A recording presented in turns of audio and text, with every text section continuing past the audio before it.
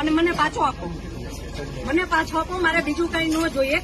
આજ પછી કોઈ દિવસ કોઈ વોટ જ નહીં કરતા. જો આપણી ગવર્મેન્ટને પોતાની જ સુવિધા રાખવી છે, તમારા પાછળ કેટલા વીઆઈપી હોય છે, કેટલી ગાડીઓ હોય છે, તમારો જીવ છે.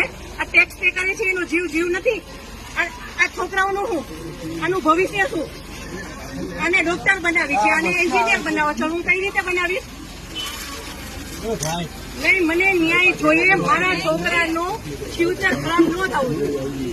આટલા વર્ષની સર્વિસમાં એને ટેક્સ તમે કટ કરીને તમે સેલરી આપો છો ને, અને ઉપર જતા અમે કઈ પણ વસ્તુ ખરીદીએ છીએ, ક્યાંય જઈએ છીએ, ખરીદીએ ટોલ ટેક્સ, બધા ટેક્સ તમે અમારી પાસેથી લ્યો છો.